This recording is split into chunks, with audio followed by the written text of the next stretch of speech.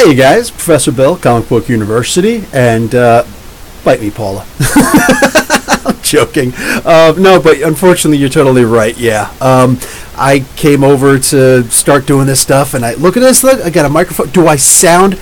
Be honest, guys. Do I sound about 1.5 billion times better? Because I think that I should. I think that I honestly should sound about 1.5 billion times better because, you know, reasons. Anyway, I'm liking this so much more. So much more. I had to do the tests and everything to make sure that it was coming out okay, and finally I'm satisfied with it. But in the middle of me doing this, my kid's nightlight ran out. I have a nightlight. You know, I just use a little. I don't want to use a regular nightlight that goes into the ground because the kids are going to come over and play with it. They're 3 and 5, my little boys, and they're violent, like violently violent. So I, what do you call it? We use these little Christmas lights. I cut off so there's only one light, you know, and we have it hanging up on top of the curtain rod in the bedroom. So yeah, it's like that. Anyway, come on, guys. What's the volume? Is the volume much better? So much improved compared to what it used to be back in the day, like, you know, last week? Because I'm imagining it should be. I can hear so much, even the energy in the air. Check the levels, just a tad background white noise sound. Oh, really? It's that bad? Okay. How about now? Please tell me what it sounds like now. Yeah. In fact, maybe I could even mess with my tools a little bit. Are they as violent as... It's much more clear. Awesome. There's still white noise. Let's see if I can switch this around over here. What's up, Raven? What's up, everybody? So, yeah, I don't want white noise, that's for sure. Especially not with volume range. That should be in the 100%. Okay. So I should be good, right? Super crisp, better now. Oh! Okay. Still getting static. I can bring the volume down a little bit more. So let's try that there, alright? Let's try the volume there. I finally decided to sit down and devote some time to this. We're still here, though. Okay. Anyway, so, yeah, I grabbed this old microphone, this old headset that has a pretty good microphone, and, what do you call it? I can't hear anything out of it, which is fine. I don't use it for that anyway. I use my regular speakers, but remember the microphone was really good, and it's much better than this other cheapy little... Is this Logitech? No, Insignia. This cheapy little Insignia one. So this one, I like this a whole lot better. So let's see how this works. And then I'm going to play with it some more probably afterwards, using like the one that I got that I wound up giving to my wife because I couldn't figure it out. Anyway, let's see who's in the chat today. We got our Sarcasm, Paula, Yeto, Sebastian, Sue-Ann. What's up? And I see Dick is here too. So both of the... Should we call them hall monitors? I don't know. That's more like a grammar school or a grade school kind of thing, right? This is a university, damn it. So I don't really want to call them security guards because we're not that kind of a school. No metal detectors here, man. Victor, what's going on, dude? Red Black Cane, hey, welcome back, dude. Hey, were you sick? Because you just kind of fell off the face of the earth for a little while, man. Sean, what's up, Sean? William Dublin, Yeto, James Magari, Comic Fan, Raven's here, sup? Sebastian, or does O, if I didn't mention before, and Aggressively Relaxing. So what's going on, everybody? You hear a small fan-like noise in the background. That's a shame because I do not have a fan in here. It gets hot in here. Janitors? You're so wrong, dude. Sentinels. Ooh. Sentinels would be good. I want to kind of stick with the university theme. Like I call all the subscribers alumni. So, yeah. Anyway. Hey, Dylan Anthony. What's going on? Cryptid. What's happening? Jesse Johnson. Yo. So, anyway, yeah, I literally have absolutely nothing to talk about today. Wife came home late. She literally came in about 5-6 minutes before I started this stuff. So there was that. Plus, like I said, the nightlight situation, and I'm trying to figure out this stuff right here. So yeah, left Texas for a funeral. Oh, left to Texas for a funeral. Okay, cool. Worship Starfire or die. I worship the comic book version, but this current one, I don't have any problem with the actress. She's just reading the script, man. But yeah, if you guys saw my Titans reviews, I am not a fan of the way that they're portraying Starfire, you know? It's like they're saying, okay, she's got to be the most powerful being out there. She can do no wrong. She can't make mistakes or hiccups at all. Come on, man. Come on. All right? No, I want to see character progression. I want to see her doing something awesome. Bill, did you hear about all the Marvel Comics delays? No, Sean, I did not. Yeto worships Artemis. Not wrong for that. Sean, please explain more about the Marvel Comics delays, because that's rare for Marvel to have delays. DC, it's like, psh, that's just called Wednesday. You know? How's our main Kane in the comics? In the comics world, well, Kane right now is he was just approached in Spider-Verse by Superior Spider-Man. And, yeah, Dr. Octopus took over the Superior Spider-Man moniker again. Just, he needed a different costume. And he felt insulted that he was told that he's not a spider totem. It's like, well, maybe he's an octopus totem. He's not, because the Inheritors would have known that. But it's interesting to note that he was really bothered by not being a, like, the Inheritors were like, oh, I'm going to eat a spider totem. Wait a second, he's not a spider totem. He's just some guy dressed up as a spider. Get out of here. Like, he wasn't worthy of being consumed. So he was, dude, he is really butthurt over that. But, so he approached a whole bunch of people. He's trying to recruit people who are willing to kill. So he went straight to Kane. He's like, hey, what's up? And Kane was like, hey, yeah, I'll join you. And Otto is like, so should we go after Ben Reilly also? He's like, I don't know. I mean, I know he'll kill, but he's a little today. He's like, yeah, let's go for him anyway. So we'll see how that works. Have you seen the new Sabrina series on Netflix? No. And if I just saw today that it went up, I think Comic Uno or somebody along the Comics Front Line group was reviewing that. I didn't binge that. Something that I do kind of want to binge is that haunted Hill House, Haunt of Hill House thing, because I saw the first two movies. I saw the original movie, and then I saw the remake. The remake was pretty cool, but, you know, like this one, they're doing something in a similar vein, but apparently it's really, really good. I know people who bash on everything, but they said that was good. So I'm like, all right, well, I'm down. Let's check it out. Do you think Mazash is cool? Comic Fan says. I don't know what Mazash is. Could you give me a... I don't know if you can send a link. Probably not. But if you could just give me an update. What is Mazash? Creek Evolve. What's going on, dude? You know, fun little query for Professor Bill. If Deadpool was contracted to assassinate you, me, which three heroes villains would you choose as bodyguards? All right, straight up Wolverine. That's happening. I don't know. Peter Parker Spider-Man kind of screws up all the time. You know what? I think I'd rather go with Miles Morales. Yeah, Miles Morales is a little bit more, he's more up my alley as far as being reliable. Peter would be like, okay, listen, I'm going to protect you, but just give me a minute. I'm going to go and check something out really quick. After that, I think Captain America. Yeah, that would work. Okay, so Captain America, Miles Morales, and Wolverine. There, that's my team to protect me. I'm digging it. All right. Aggressively relaxing. Anyone notice that the Wrecking Crew keeps attacking the kids of the Marvel Universe? Oh, yeah. Oh, yeah. You see, one of the interesting facets that I realized about Marvel Comics aggressively relaxing is that the Wrecking Crew is supposed to be the dummies who they can go toe-to-toe with Thor, for crying out loud.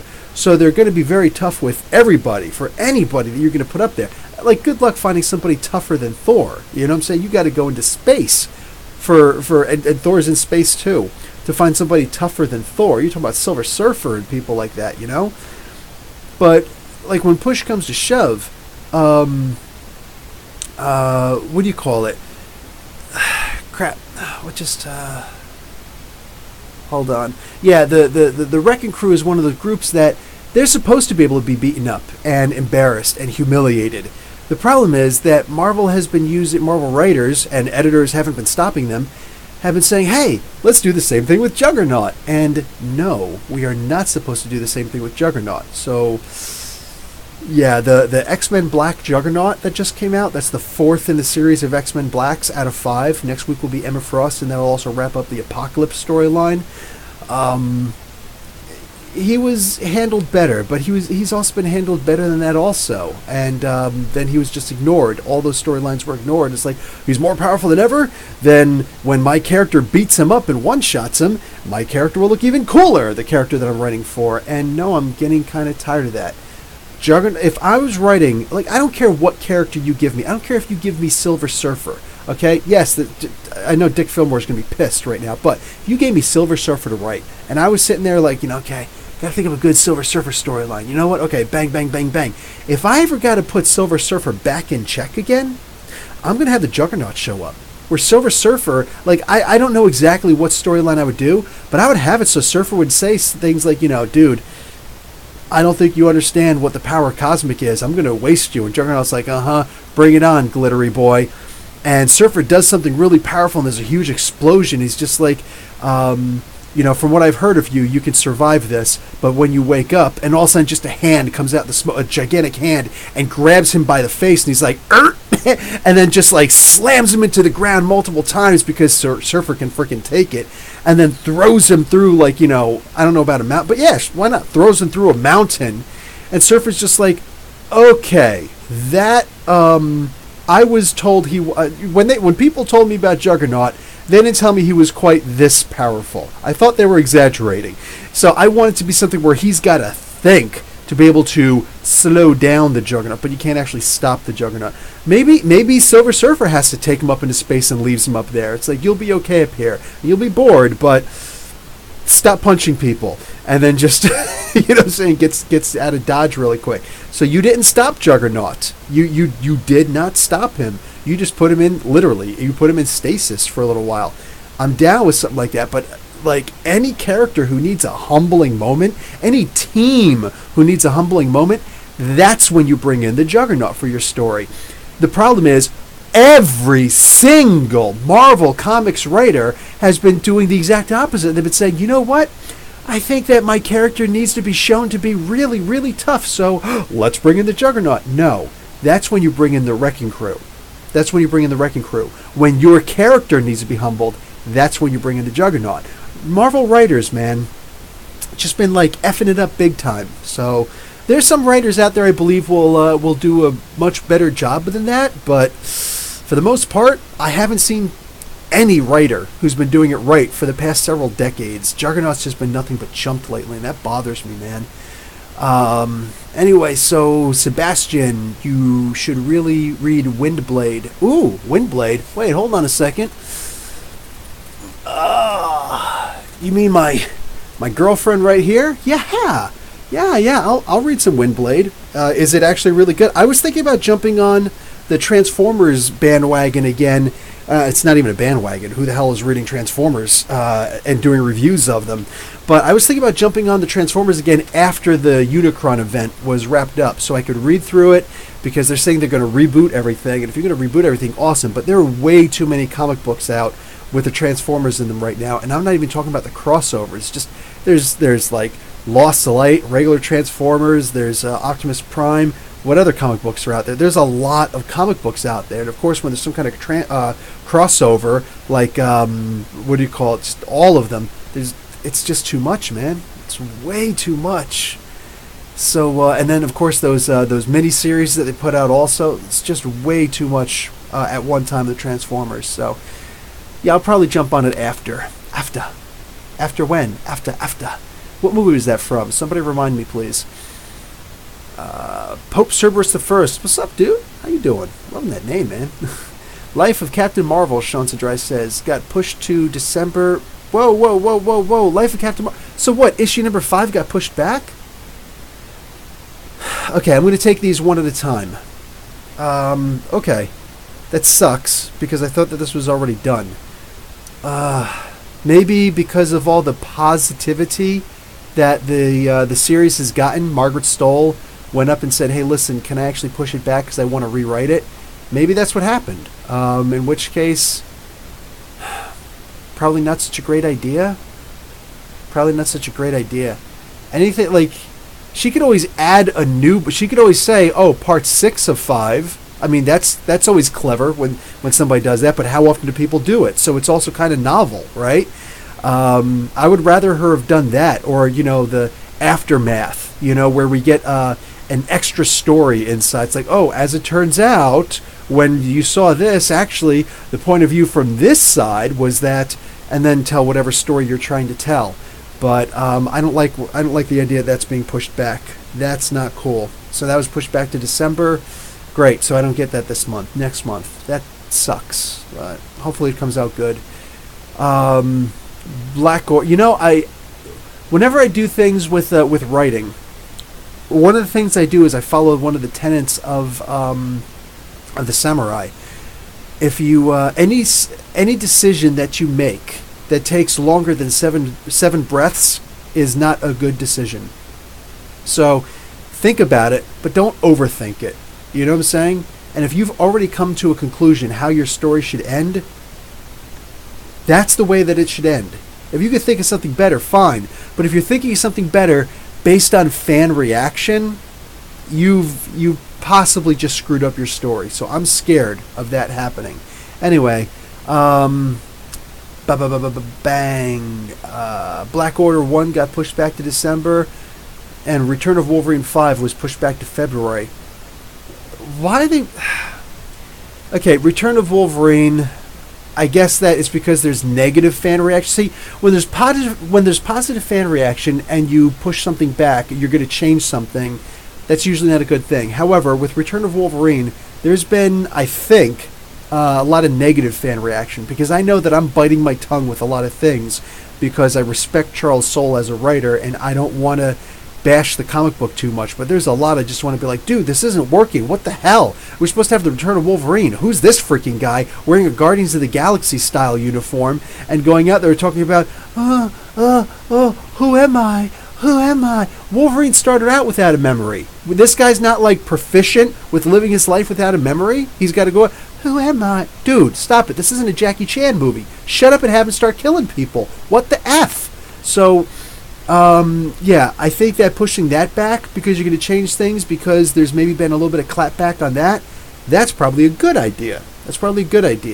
As far as Black Order, that could go either way. That might actually be because of the relation of another comic that's coming out, or that is out, maybe a storyline that hasn't come out yet. So that's a whole series. That's an issue 1. So if that's being pushed back, that could be because, we don't want to be too soon before this happens, or we want it to happen after that happens. So it might be an Infinity War tie-in thing that happens. It could be a lot of things. It could be because of the life of Captain Marvel. Who knows? Maybe the Black Order shows up at the end and like, yeah, we're going to kill you now, Carol. Oh, God, I hate that I said Carl because there's a whole bunch of people like that who are going to be like, yeah, it's Carl Manvers, don't you know? Dork. Freaking ignoramus. Anyway, so, yeah. That'd be cool. Like, we're going to kill you now, Carol. And she's like, yeah, try it. I would love to see that. Okay, comic fans, Shazam backwards on Earth 3, and the character is Alexander Luthor is still alive, and he's Mazash. Interesting. Miles is a cool choice, Yeto says. I'd personally go with Polaris, Silk, and Venom. People die under Polaris and Venom's watch. I don't know about Silk. I don't read enough of Silk. But yeah. Okay, so let's, that was from Karate Kid? Yeah, that's right, that was Miyagi. It sounded like Miyagi. Thank you, Pope. Okay, I'm missing a lot of stuff here. Okay, I'm just going to start from here. Let's start with Dick Fillmore. Norrin Rad would destroy Juggernaut. He can turn his crystal into any form of matter or energy. Yeah, if he could find the crystal. That's the thing. You know what I'm saying? Plus it's...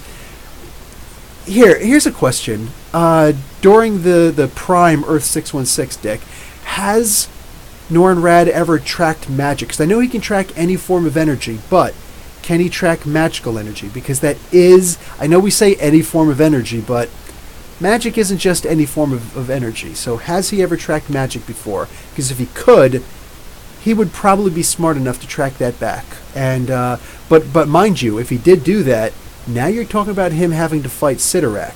and Sidorak would obliterate him. And right now, right now he's the Herald of Galactus again. So maybe Galactus would step in and try and stop Sidorak. That would be a hell of a fight, because Galactus didn't do very well against Agamotto, if you remember. So I don't know, man. How would he do against Sidorak? Whew, wow. Like, Galactus didn't do very well against the In-Betweener, because he was just like, I'm going to use raw power on you. But once they started, folding into In-Betweener's realm, that raw power crap ain't working anymore, dude, because he out, bashes you in the power realm. So, and Galactus doesn't learn very quick. He's smart, but he's stubborn as hell, dude. Let's see. Aggressively relaxing. Besides these two appearances, I brought up the Wrecking Crew also fighting Thor and Spider-Man. They're doing the same to Omega Red, too. Oh, they're beating up on Omega Red? I feel like I read that. I just can't remember it. Viclops X-Men. Professor, what's up? The Crow was great. Thank you. I'm glad you liked that. Yeah, it's funny. There were a lot of parts I felt like crying during The Crow, because I did just... It was... when I did that... I did that Spotlight on Story a month ago, and I just didn't put it up. I figured I'm going to wait until Halloween. But I did it about 3... I don't think it was more than 3 days after I actually met with James O'Barr, the creator of The Crow. So, like, it was a conversation that just felt very private, And James O'Barr is the type that when he talks to you, each conversation you have with him, he's not like Stan Lee, who will have a certain number of sound bites where he'll just, basically just play the sound bites for you. No, he'll have a private conversation with you and stuff like that. So he told me a lot of personal things that I don't know that he'd be willing to tell a lot of people, and yeah, so I figured I'd just let that one go. I met him the same time I met the Ren and Stimpy creator. I met and interviewed Jim Starlin. Literally, I came in from the interview with Starlin, and I went up and I was like, Mr. O'Barr, I just wanted to say, hi, how you doing? He gave me the poster over there. Oh, let me get to this one right over here. He gave me this poster over here, and he signed it for me and everything like that. Really, they're really good people. Just a beautiful poster. I got to actually hang that up. Oh, and I forget if I actually showed you guys the Jim Starlin one or not. I asked him, I was like, hey man, which one's your favorite of the posters you got there? And he's like, oh, this one here with Eternity. I was like, bang, well then, if you don't mind, would you sign this for me? He's like, I'd be happy to. So, yeah, he hooked me up. Okay, let me stick that over there. Alright, so, what else we got over here? Suan. I really enjoy the Juggernaut as a villain myself. Having him as an unstoppable force makes me happy. They have to use him sparsely, though. Bang. I agree with you, Bill. Let him be the thing that makes you wet yourself a bit. Yeah, exactly. And yet, that includes the Silver Surfer. And let's be realistic. If somebody was writing the Silver Surfer and you don't want the Juggernaut to really put a hell of an ass whooping on Silver Surfer, then don't write Juggernaut into your storyline. Do not sit there and just be like, okay, here we go, bang, let's fight. Okay, so do you think Sleepwalker will be around after Infinity War? Sean, if he's not, I'm going to be mad. But at the same time, if somebody doesn't want to write him, if somebody doesn't, say, hey, could I write Sleepwalker? Then don't assign Sleepwalker to anybody, because that's never, ever going to work. August A, what's going on? What do you think is the best Spider-Man story? Oh, dude, hold on. Come on now. You're talking about, there are more Spider-Man stories than there are almost any other story out there. You want me to pick, my favorite one? Sure, that's actually easy. Back in Black. You see the little fake out there? Back in Black is my hands-down favorite Spider-Man story ever, and it's a shame that it ended so quickly because of, a lot of people are upset over the One More Day thing. I'm not bothered by One More Day. I thought it was a good storyline. There were some really touching moments in there. I thought it was great. I had zero complaints about the story itself for One More Day. I'm not one of those guys who are like, oh, it's the word, what's his name? Joe Quesada, how dare you? No, I liked that story. I really liked that story. I showed it to my girlfriend at the time. I had her read it, and she was just like, I was like, really? So, I get it. I get the hate, I guess. I appreciate it all. But for me, I love the story. The one complaint I would have about it is that it ended the Back in Black storyline just abruptly. And, man, I was so in love with that story, man. That was amazing. That was Spider-Man using his spider sense like he'd never used it before. That was cosmic awareness. He was tracking people down with it.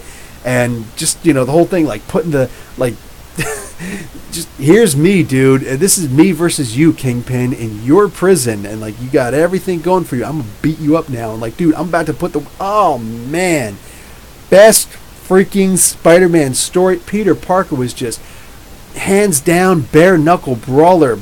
Beat your face in, dude. I loved that. Absolutely loved that. Okay. August. The Other, maybe. Redemption. Last Hunt. Kraven's Last Hunt was pretty good too. Oh, make no mistake. Red Black King. The Other was pretty cool. I do like the mystical aspect, the spider totem thing. It was because the Other, it gave the idea that it could be this way, it could be that way. Later on, they're like, no, it was definitely the magical way.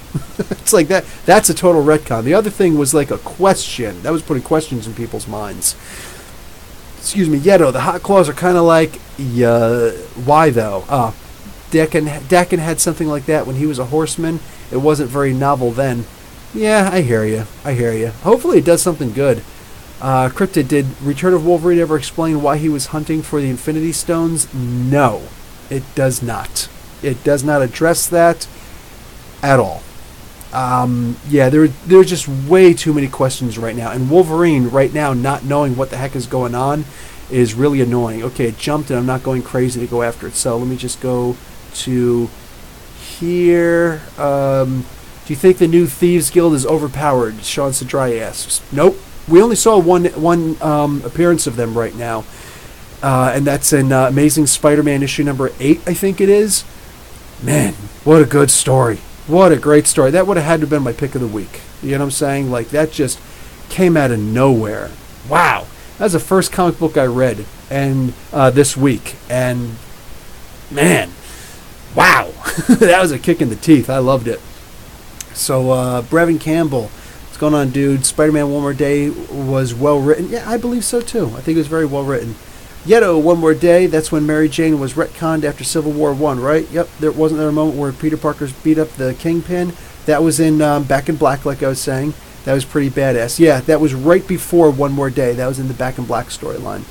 Just don't like what it means. Nah, I hear you, Brevin. Spider-Man vs. Wolverine, one-shot. That was actually pretty good. A lot of people got pissed off over that one, though, because Spider-Man killed somebody. Her name was Charlie, if I remember correctly. Spider-Man, like, his spider sense went off, and he didn't understand it, and he wound up killing that girl. But she was trying to be euthanized anyway. That's the reason why she wanted Wolverine to come along, because she knew that he would kill her.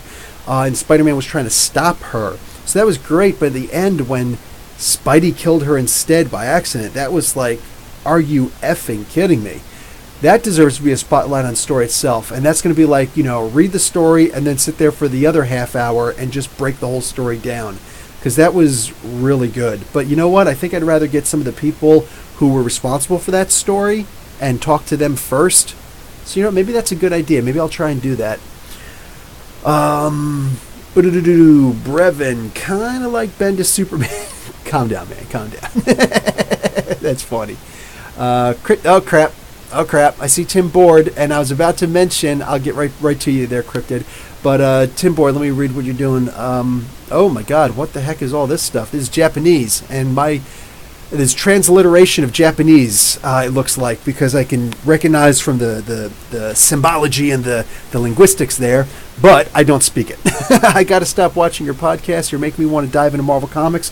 And my wallet is saying no. That's because you're paying these exorbitant shipping charges over in frickin' Japan, dude. You got to try and get into the digital comics. Just like, if Comixology is available in Japan, just do that. You're going to pay standard price instead of the shipping charges, dude.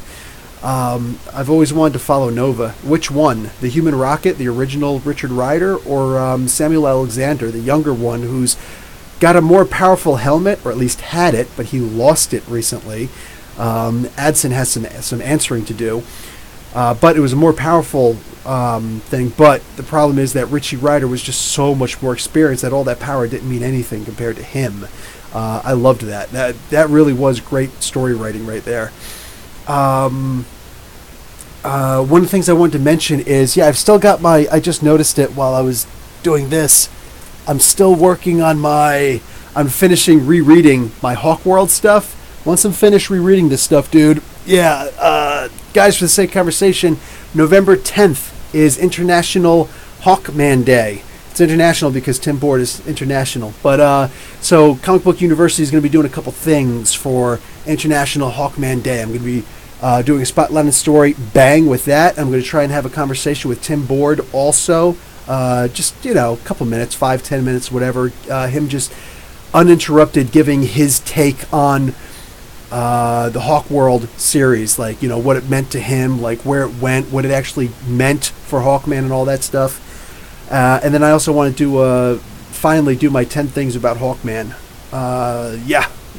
I'm really nervous about doing that one though, because Hawkman is a dilly of a character. Let's put it that way. So, Cryptid 415, as I just missed your thing, because reading Tim's, I know people hated One More Day because of MJ Peter split, but when I read it, I was more concerned with how that affected the Civil War, considering the Spider-Man reveal was a pretty big moment. It was a big moment. I did like the idea that he was hunted. It really made him one hell of a character, but yeah, they wanted to bring him back to the innocent times. But I think that they could have just kept on going with the, I don't know. I guess they could have just kept on going with the whole, the Back in Black storyline. Instead of just jumping out, they could have done the One More Day exactly as they did it, but they could have waited another year. And the Back in Black storyline, as it continued, could have gone into, more of a Renew Your Vows kind of storyline, where you're really seeing the love of Peter and MJ, and you're seeing, like, more than just what we'd already done, like the support that MJ has, and now Spider-Man, Peter Parker, more not just relying on her so much, but giving back. So the relationship seemed a lot more mutual. Their relationship has always been very one-sided, as far as I'm concerned, from my observations.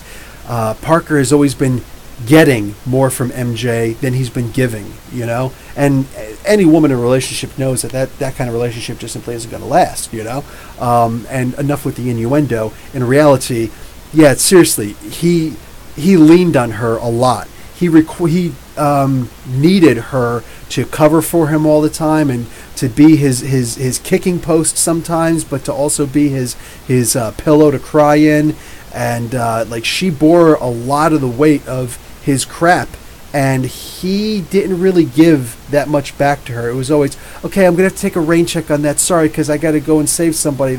The police scanner's going on, stuff like that, and especially with the death of Aunt May stuff, all of that, man, all of that.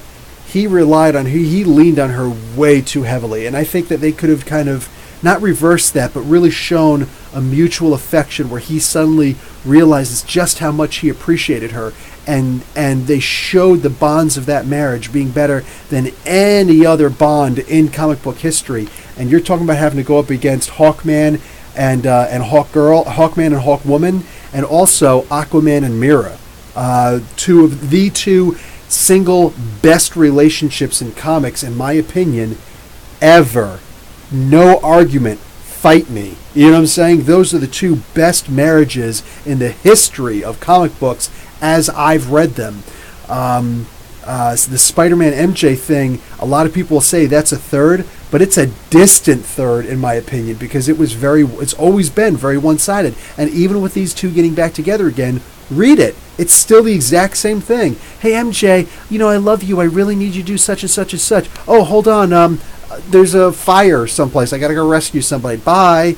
It's the same exact thing again. And I just wish that, if they would have really built the idea that their marriage is solid and it's a great, strong marriage, even for just a year, I think then One More Day would have been a lot more hard-hitting. You know, so I think that would have actually like really choked some people up. So, Comic Fan, what do you think of the Reign of the Superman trailer? You know, I didn't see the Reign of the Superman trailer, but I after I got finished seeing the Death of Superman, whatever the most recent one was, I don't need to see the trailer. I just need the damn movie to come out so I can go buy it and watch it, because holy crap, wow, I can't wait. Plus, the, what the heck is his name? E. Starts with an E, not Executioner, the Eradicator. The Eradicator that's my favorite Superman costume ever, with the old man yellow glasses on. You know, it's like, I can't see in the sunlight very well, it's too blind the glare, so I'm going to put these things on. I love that. I love those stupid glasses, and the way that his cape went, just the entire design of the costume, everything. I love that. Absolutely love that. Best costume for Superman ever, dude.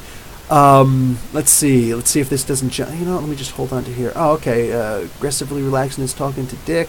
Dick is talking back. I recently had a couple rip-off Starlin moments that hit too close to my nerd heart to forgive. I hear you, dude. I hear you.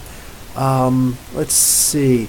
Pope Cerberus the First. He was made fun of by Marvel and Sim, the big purple monster. Who was made fun of? Oh, now I gotta see it. David Sim. You know what? I can't. Bill, what are your thoughts on why Reed didn't bring Ben or Johnny? Oh, dude, I saw the thing that you sent me that's going to happen in issue number 3. Just painful, man. Just painful.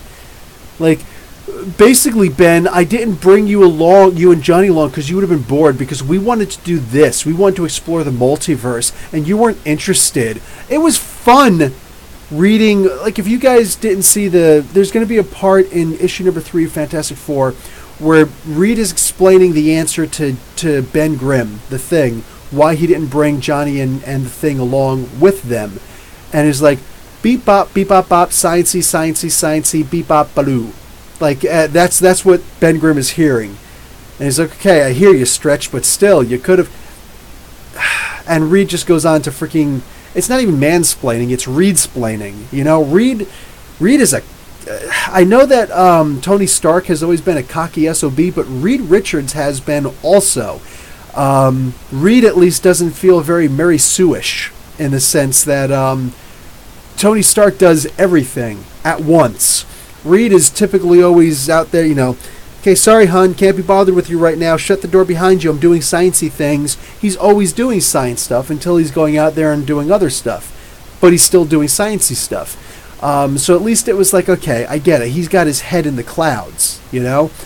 And he does have a temper tantrum. He not a tantrum. He does have a temper problem. A lot of people forget, man. Everybody's always blaming Hank Pym for slapping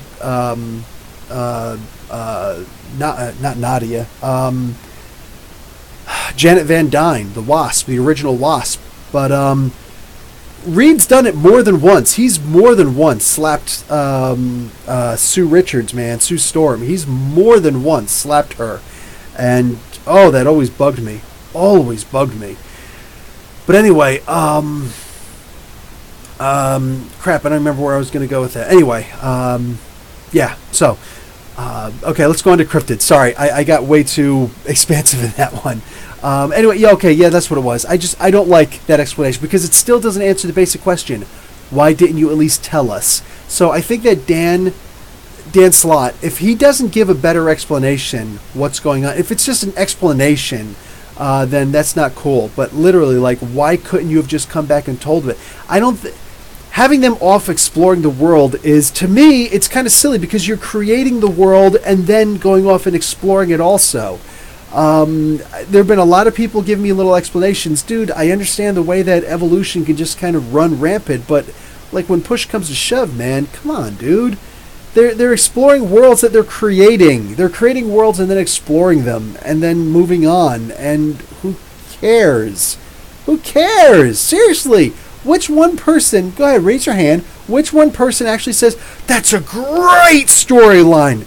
I don't think anybody's saying that. If you say it's passable, if you say it's fun, if you say it's cute, oh yeah, that sounds like the Fantastic Four, okay, cool. How many people actually think that's a great storyline, especially considering that they never told Ben, his best friend, and Johnny, who is very, like, blood family, you never even bothered to tell them, listen, we're alive, but we're going to be off doing these other things, and we're going to think for you, you know?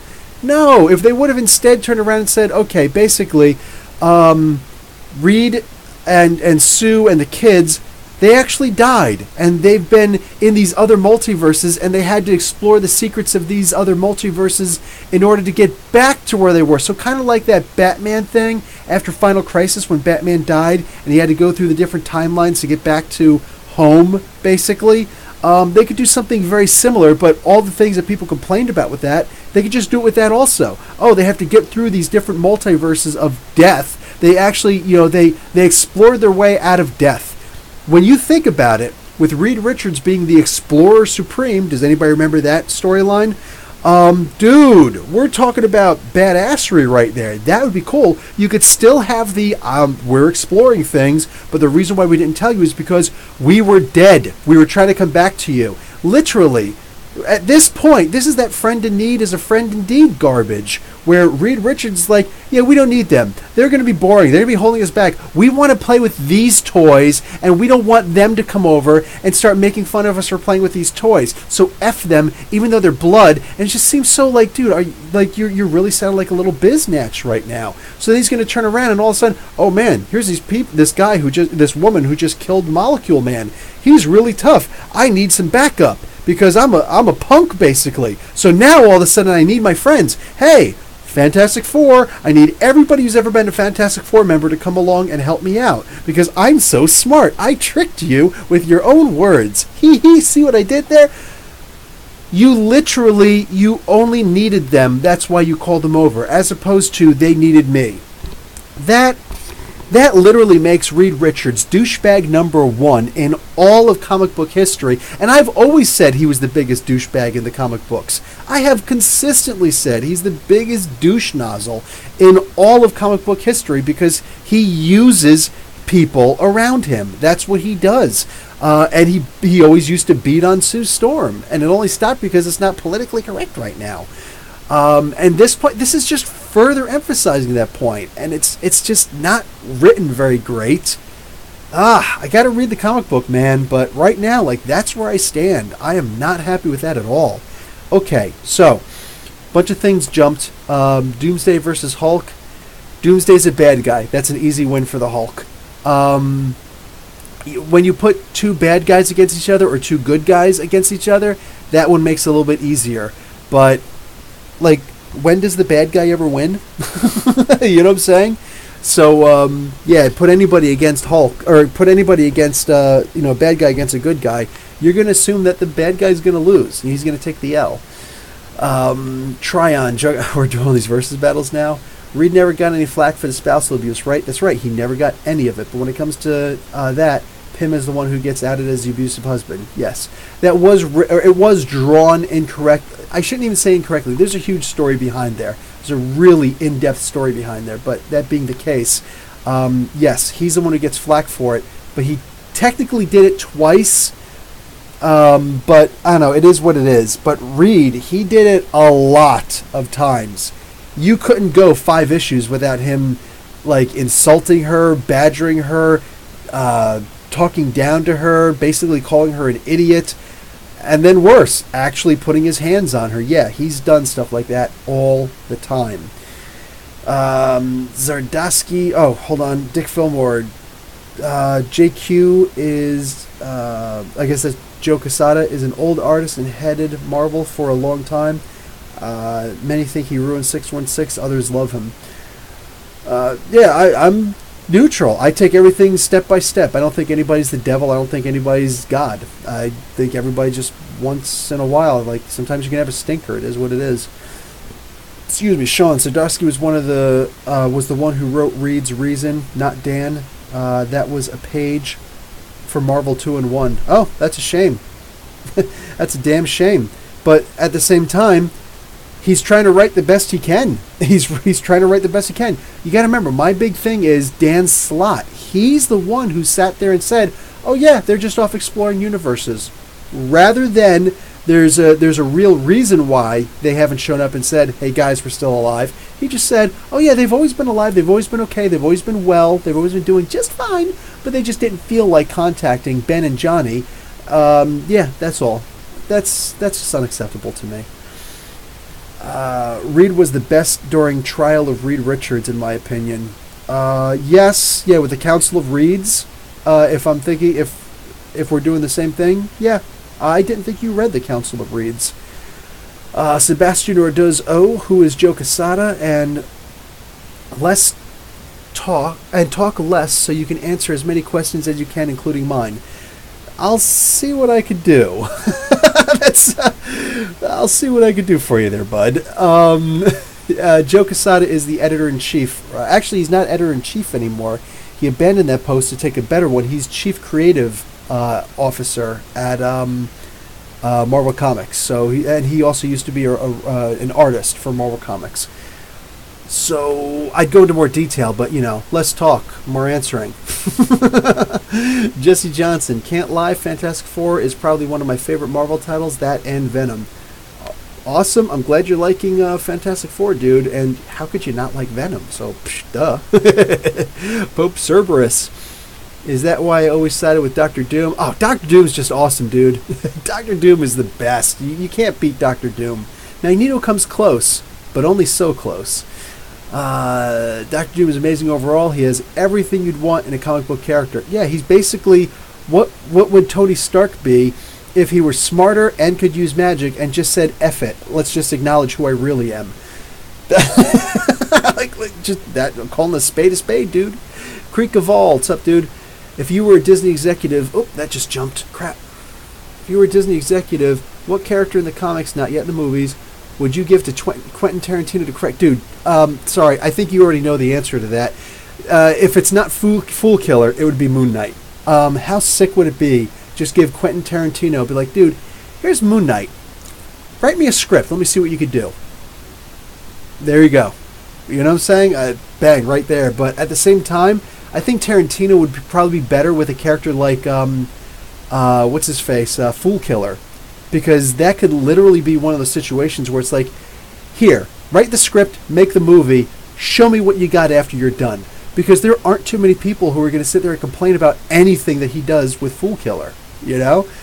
I'm down for seeing something like that. I would love to see that. And if he called me up and said, hey, by the way, do you think I could use John Bernthal to, as the Punisher for a little while? I'm like, yeah, just give me the paperwork. Where do I sign? And how long do you need him for? Because, yeah, I would love to see that. That I would love to see. Jess Johnson. So true. I'm an old Fantastic Four comic reader, and Reed was awful to Sue. There you go.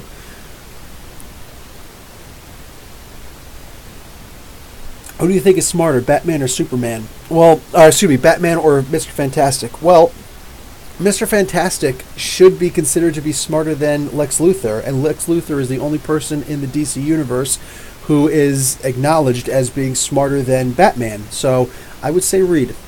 I would say Reed by a fairly long shot too. It's just a funny thing. Like there's only but so much that I don't know about forgive, but forgive basically with Batman. Batman's a great character. Especially in the 80s and the 90s, but especially the 80s, a lot of us used to always say Batman is the DC character that acts like a Marvel character. And think about that. Especially if you're my age, it's true. You know that it's true. But even anymore, I think Batman is sometimes more Marvel than Marvel is. You know what I'm saying? Like, it's the incredible storylines where they're just, boom, they're going to drive it home. They're going to remind you he's just a human, but look at the things he's doing. I think one of the big problems that actually happened with Batman was, for a while it was fun to do the whole Frank Miller, oh, hey, look, Batman was able to beat up Superman. That was fun when it happened. That was fun, but that should have been a one-off. The problem is they kept going with that. The idea that Batman could beat up Superman. In reality, Batman is not beating up freaking Superman. So it's a little bit silly to me. But, hey, I get it. But at the end of the day, Batman is a really smart guy, all right? But he's also out every single night fighting crime. He's lifting weights. He's lifting his bat weights, you know what I'm saying? He's practicing every single thing he does. He's practicing, his 134 styles of the martial arts, or it's 138 styles of the martial arts. Like, it's so ridiculous. It's nauseating. Anybody who says, he's just a human, bro, as a guy who is in the military and who trained side by side with Rangers, I can assure you, Batman is a super. He is a meta. I don't care what anybody says. I don't care if Batman comes up and says, I'm just a man. No, you're not. Shut up, dude. You are not just a man. Watch. I'm going to take a shot at you. Boom! And when he dodges the bullet, then you go ahead and tell me that he's really just a human. He's not. He's not just a human. He lies. Batman lies. He bat lies. Okay? Anyway, I like the idea they're bringing him back to a more human aspect right now. I know for all the problems that people are having with Tom King, especially the whole non-wedding thing, he is bringing him back to being human again. And there's so much positivity to say about that, man. He needs to go back to those old Jim Starlin and Joe Aparo days, because that was when he was the best, in my personal opinion. Anyway, what do we got here? But as far as Mr. Fantastic, no, this cat, he's always in his freaking science lab. So, yeah, you'd have to say it's got to be Reed Richards for that. I'd say Dr. Doom is smarter than him also. I'd say there's a couple, but I don't even like the idea they say Mr. Terrific is the third smartest person in the DC Universe. No, I think Mr. Terrific should be considered smarter than Batman. Some things just, whatever, man. It just doesn't make a whole lot of sense to me. Sean, wasn't it Hickman who set up Reed and Sue exploring the multiverse? Maybe? But they could have explained that differently. Like, it was just a couple of images, just a couple of whatever. Yeah, actually, because it was like, yeah, we're going to leave. We're just going to go and hang out for a little while. Yeah, they did, but that could have been retconned. Just a little bit of thought into it. That could have been retconned. Or it could have been something where it's like, yeah, they're going to leave, but we're also going to still say hi once in a while to Ben and Johnny because we want them to know that we still love them. They could have still done the, we're too far apart, we're losing our powers thing. They could have done that also, but it whatever, man. It didn't just have to be, okay, that's what God Hickman said, so God Emperor Hickman has spoken, let's just do it. No, even Hickman can make mistakes. Even Hickman, and I don't think he really thought that one out very well. He probably didn't think they were going to be gone for that long, Anyway, Nigel Red, what's up, dude? How you doing? Comic fan, Hawk World is an awesome story. It would have been a great origin story. Yeah. The only problem was that it took place the same time with the other Hawkmen. Yeah, I agree. It should have been just a standalone, and I think it really just has to have been looked at that way. Another direction they could take for the Fantastic Four exploring the new universe created by their son is that we take your concept where they died, however their son recreated them. You see? It doesn't even take that much thought to get into it. You know what I'm saying? You could think of better ways to do it, and I just don't like how they pulled that off. I'm digging the Nesno and Trinary pairing. I'm hoping Trinary says yes to the date. Dude, first off, he's talking about X-Men Red. The issue that just happened this week. Yes, I just put that review up yesterday. Yeah, those two are talking to each other, and they're trying to, Gentle is trying to work up the courage to ask him to go on a date. Go and read the comic book. It was, just for that scene alone with Honey Badger trying to hook them up, I thought that was really great. And then Laura, X-23, telling them, it's like, that was really cute. It's like, Gentle, you went toe-to-toe with the Hulk. You don't have the courage to ask her out on a date. Like, that's such a cute storyline. I love that. Swan, the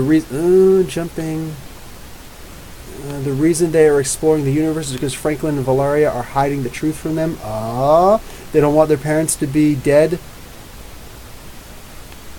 Wow, they don't want their parents to be dead, and they want to live on as the family that they were. They don't want to explain it to the rest of the family because they don't know how to without explaining what Franklin did.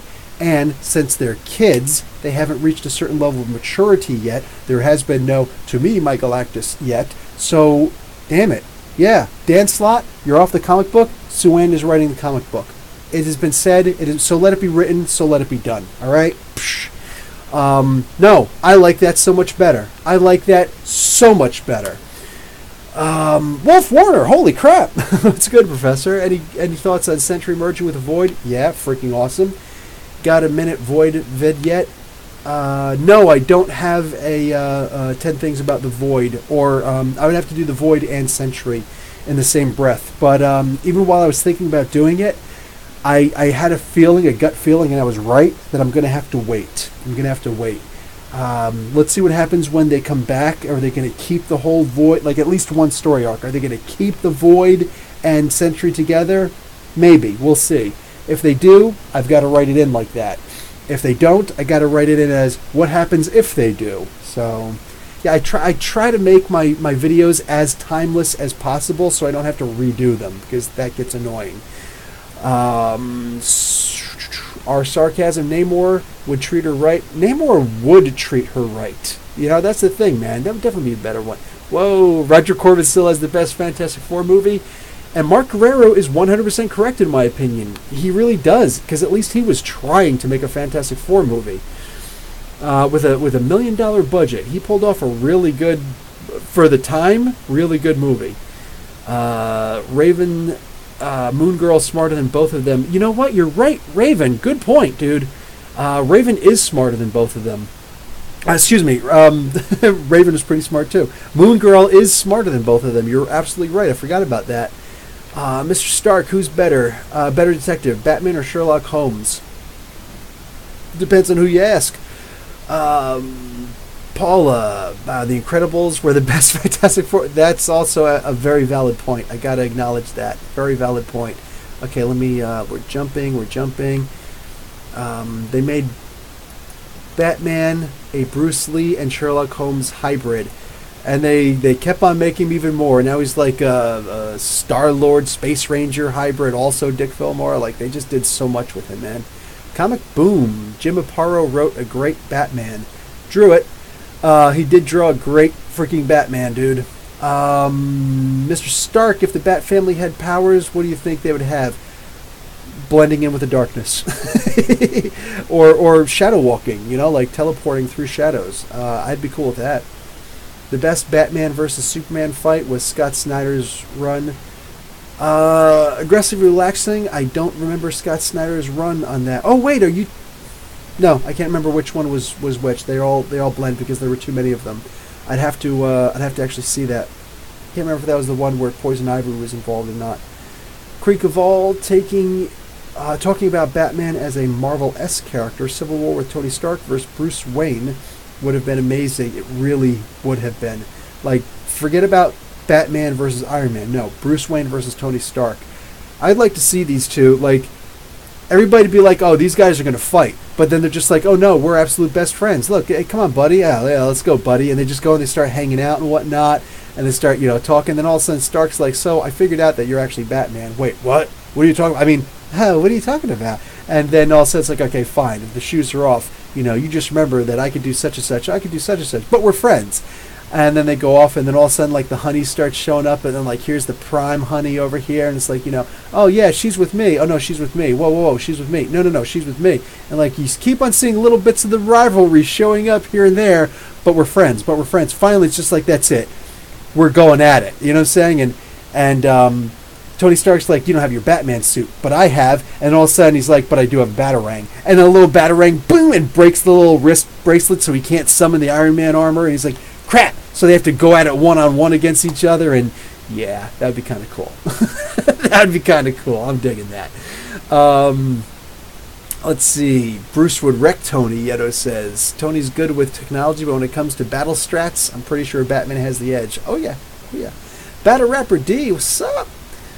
I love it when you do the surveys for the favorite cover of the week. Any chance you'll do more of those for your information? This week has to be Justice League Odyssey. See, lately it hasn't been fair because, yeah, as you just pointed, and last week I think it was Wonder Woman. That's the thing, man. Marvel doesn't stand a chance this week, Actually, no.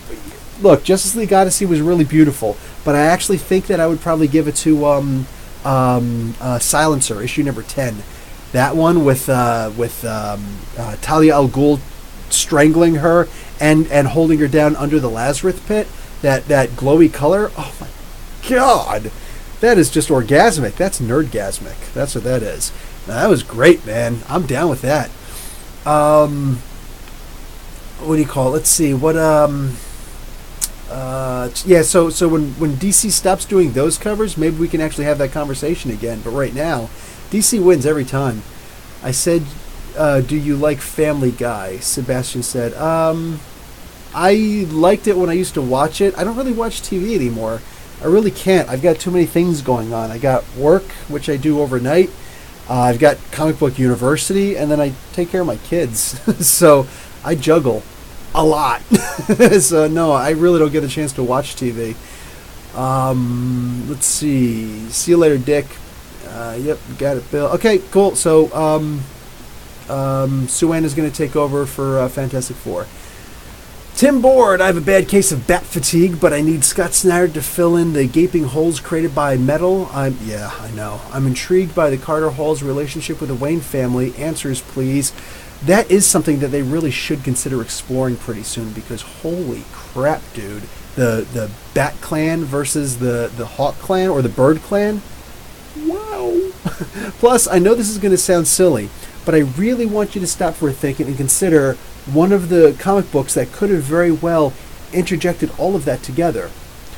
That was the Catwoman and Sylvester and Sylvester and Tweety comic book that came out, the crossover, Warner Brothers crossover, which technically should have had Black Canary in it also, because she was just as crucial to that role. That posed a lot of interesting questions in there, where, granted, the Hawkman and Hawkwoman were in there, by the way, but the idea that the cats and the birds actually have to fight each other, why don't they just do something kind of similar to that with the hawks and the birds and the bats? You know, like that could be interesting. I would look at that. So she's on a higher tier than Batman, all hair elsewhere. Nice. Lady Shiva, more likely. Iron Fist versus Lady Shiva, who would win? Oh yeah, Lady Shiva's taking that. Sorry, Iron Fist. Even though she's a bad guy, she's one of those bad guys. She's like where Juggernaut should be. You can't beat her. It just doesn't make sense. Excuse me.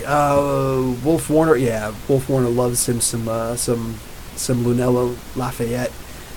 Moon Girl. Okay, Ryan Gosling should play Batman. Oh, if they don't bring back Ben Affleck? Yeah, that could work. That could work. I really need to read Moon Girl. Jesse Johnson, I put up a spotlight on the story for the first 6 issues. Just saying, that'd get you started. Brett Hess art. And I will start reading Moon Girl with the next issue, because that's going to be a new story arc. So I'm going to jump on there, and that should be a regular read from Comic Book University. Yeah. So Brett Hess art says, I would love to see someone take Ben Reilly to another level as a writer. So much room to take that character to a whole new level. Looking at you, Donny Cates. I actually thought that Peter David did a really great job in the Ben Reilly Scarlet Spider comics, those 25 issues or so. I thought that was great. I loved that series. That was really good. It ended the way that it ended because that's the way it was meant to end, but it is what it is. But that was hot. And now he's just a bad guy again, unfortunately. But we'll see what happens. Great call, Raven. Was going to drop that, but Professor already knew how I feel about Moon Girl. Exactly. Comic fan, what do you think about Osiris, a.k.a. Black Adam Jr.? Oh, I didn't know that there was a Black Adam Jr. Now, that's real talk. I didn't know that. Okay, a whole bunch of jumping, so I'm going to start with aggressively relaxing here. Brainwashed Superman attacks Batman. We're setting up a fight with each other. Mark Guerrero, adult animation like Family Guy and Simpsons has gone down the hell. They have been bad longer than they were good. Really? Disney should bring back New Blood after the merger. I just heard that Apu is gone from The Simpsons. I just saw a meme about that today. That's sad. Like Thanos, like that snap dude, that crossed so many different realms, dude. There should be a Red Hood and Robin comic. If you're talking about Robin as far as Damian, oh yes, there should be, Mr. Stark, definitely. Yeto, I need to get going myself. Got some work I need to finish. Take care, Bill, podcast, and everybody. Okay, dude, take it easy. Talk to you later. TTYL. I'm probably going to wrap this up pretty soon, too. Suan, I meant you understand my idea, where I was going, and my storyline thoughts. One day, Bill, if the gods are kind, we may get our shot from Marvel. That'd be cool. That'd be cool. Yeah, I'm down. I'm down for writing for Marvel one of these days. I just don't want to be locked into a contract with them. But no, I still vote that you are going to be writing for Fantastic Four. You're taking over Dan Slott because I like your story better. Okay, aggressive. You should make that fan fiction at the very least, man. Aggressively relaxing. Moon Girl has been great. They just introduced the Kingpin's daughter. I saw that. Diamond Princess, I think her name is, and it's a great character. I missed.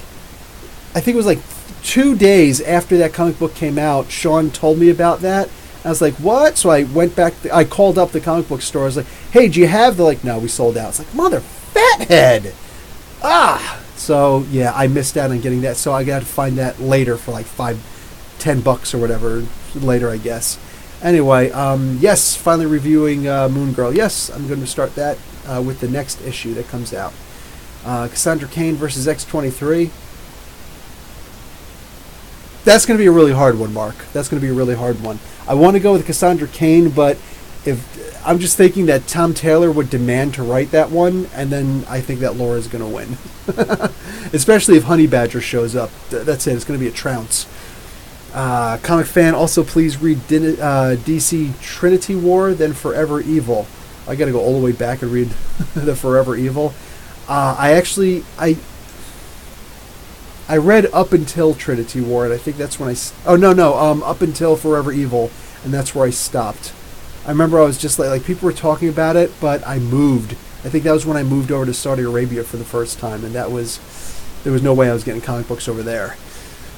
Creek of All, haven't seen your reviews for Hickman's S.h.i.e.L.D. What's your thoughts on the series, Professor? Did it actually finish? Because I remember that delay just killed me.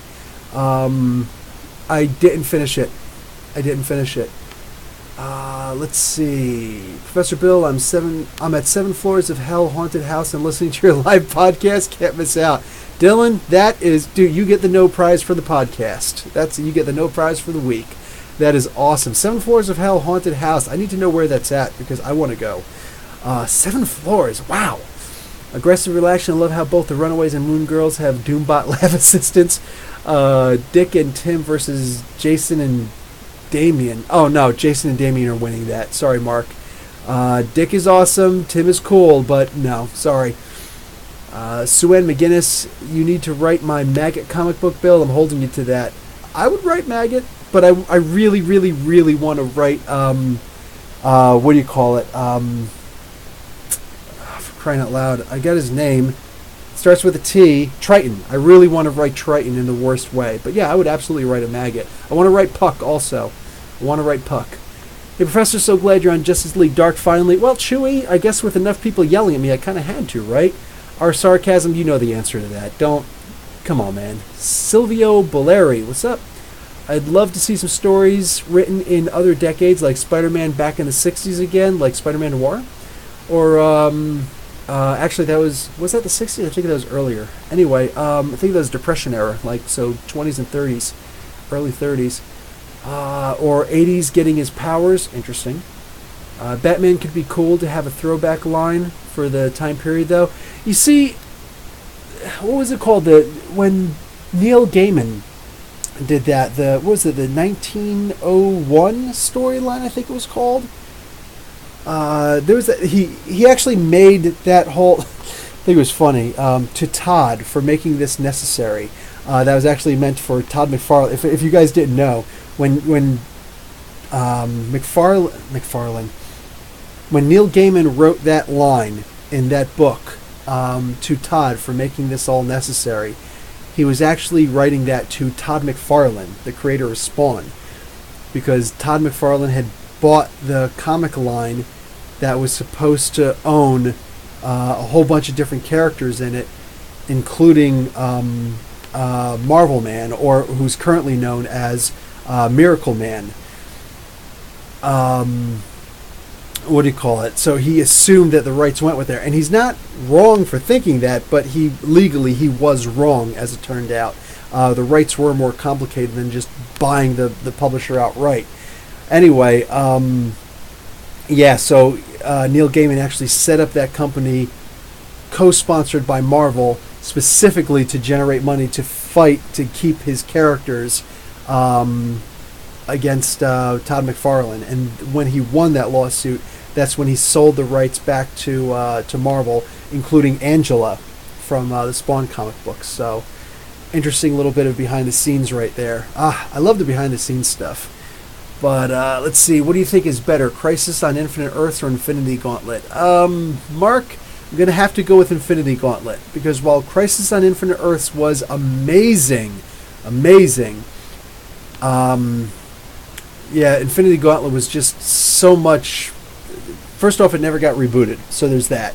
But no, that was just so epic, man. So epic. So much more epic, I should say, because they were both epic. Anyway, Sebastian Orduz, I'm going to ask you all this. I'm going to ask you all a serious question. If Marvel turns Carnage, both the symbiote and Cletus Cassidy, into evil versions of Herbert from Family Guy, what? What would happen? Who's Herbert? Is Herbert the pedophile guy? Creek of All. Marvel needs to have a title like Detective Comics, but for Spider-Man, where they can focus on all the other Spider people. Oh no, perfect idea. Maybe call it Amazing Fantasy. Bang. No, don't call it Spider-Man, because we've already had that. But yeah, call it Amazing Fantasy. Yeah, absolutely. Call it Amazing Fantasy. That's actually a really great idea, Creek Evolve. I would be down for seeing that comic book. I promise you, I'd review the hell out of that. Suhan, yes, Puck, he is sexy. I will stop fangirling. Puts herself in the behavior corner. It must be those little hairy Canadian guys, right? Mark Guerrero, have you seen the Gotham version of Bane? Yeah, not happy with the way that looks, but, you know, what do I know? Chewy13, did you read Dead Kings? If so, what did you think? Dead Kings, I did read Dead Kings. That review, if it's not coming up, I think it's coming out tomorrow, that review. If not, it's coming up on Sunday. My review will be up.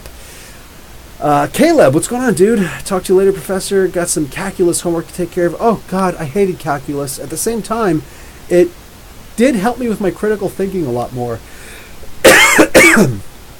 I want a new Hellblazer series. Oh, Mr. Stark, that's only because your taste extends to more than just your mouth. You have good taste. So, yes, we want a new Hellblazer series, damn it. Okay, a bunch of things about the Cletus Cassidy thing. I'm sure you can look up 7 Floors of Hell locations. I'm at the one in Cleveland, Ohio. You're in Cleveland, Ohio? Hey, that's where, oh, no, he moved. Yeah, Nerdature Doug from Nerdicky, he just left. He's not there anymore. 1602, thank you, Paula. 1602, not 1901. 1602. Don't know if they have them up in Canada. We'll see. We'll see. 7 Floors of Hell. Okay, there's more than one location. Good to know. Yeah, I used to live in Port Clinton, Ohio. So that would have been about an hour drive. About an hour drive, maybe an hour and a half. Anyway, it'd be fun to showcase some smaller characters. Okay, I'm going to have to jump down because this is... Oh, actually, no, I don't. Our sarcasm to hear about Catherine Langford getting casted in Avengers 4. I think she'll be casted as. I don't know. I saw somebody named Catherine... I don't know who Catherine Langford actually is. But whoever she's going to be as, cool, I guess. I don't have anything to really say on that. Mark Guerrero, DC should bring back Sensation Comics as, yeah, there you go, as a Wonder Woman comic book. Batman and Superman have detective and action. Why not something for the third member of the Trinity? I think all those characters are already in something, but I hear you. Viviclops X-Men, I'm from Cleveland too. There you go. Creek of All, the S.h.i.e.l.d. series is actually being finished right now. Okay, so when it gets finished, I was saying I was going to do a spotlight and story for it. It's coming out recently as of now. Bang, bang, bang, bang. Alex Samuel, are there any film works for Rom the Space Knight? I've always been a fan. Also, does Parker Brothers still have the rights? I don't know if it's Parker Brothers, Alex Samuel. I think it's Mattel. Mattel through Hasbro, because Hasbro brought Mattel. Honestly, I don't remember exactly how that all works, but the toy company itself does still have the rights. And they've given the comic book rights to IDW. They took them from Marvel, which is such a slap in the face, because the only reason why that character is so popular is because of Marvel's writing. But you can say that about a lot of characters, including Red Sonja. Anyway, oh my goodness, yes, I have a soft spot for short, hairy men in comics. I was corrupted in my youth. All right, Sue-Ann, that works. So if I ever do write for Puck, I'm going to have him have a girlfriend named Sue-Ann. But they've got a long-distance relationship. Sebastian Orduz, I need to get that question out of my head because I just drew him up with points, and it looks cool. Wait, didn't Deathstroke do the same thing once with Terra-ish? That's actually really funny. Mr. Stark, I just got a free issue of Hellblazer issue 1 of Neil Gaiman's run. Oh, did they do that for the free comic, not basically for the Halloween Fest free comic book day thing? Because that's kind of cool. And I'm officially at the end, so I'll probably answer things on the way out, but it is an hour and a half, hour and 15 that I've been talking, and I'm a little hungry and not really so tired. I think that when everybody's in bed, I'm going to clean the house, because then I don't have little feet trampling all over it. Anyway, so I'm about out. Sue-Ann is down for that. Okay, so guys, thanks for showing up. This podcast would be pointless without you guys, so live stream, whatever you want to call it. So honestly, genuinely appreciate you guys for showing up and being so interactive, and I'll catch y'all on the flip side. Yeah, I've got nothing but indie comics coming out for the next 2 days, and then for Tuesday, I don't have it written up yet, but I'm probably going to start writing it up tonight. I'm going to try and have Cosmic Ghost Rider for 10 Things About on Tuesday. Look forward to it. Also, what else do I have planned for Tuesday? A whole bunch of new previews books came out, guys. I got the big fat previews books. I'm going to try and talk about some of the stuff in there. And I'm trying to get really funky with, what is this? Marvel's previews came out. What's this? DC's previews came out? Jeez, that's not the same as their one thing that they're doing. Anyway, and then the DC Nation. It's different from the DC Nation. And then, what's this? Star Wars reads? What? So I've got 4 books, one of them gigantic, that we could go through and start having us a conversation. Yeah! So, anyway, we'll try and do that for Tuesday also. All right, guys, I'm out. Professor Bill, Comic Book University. Class dismissed.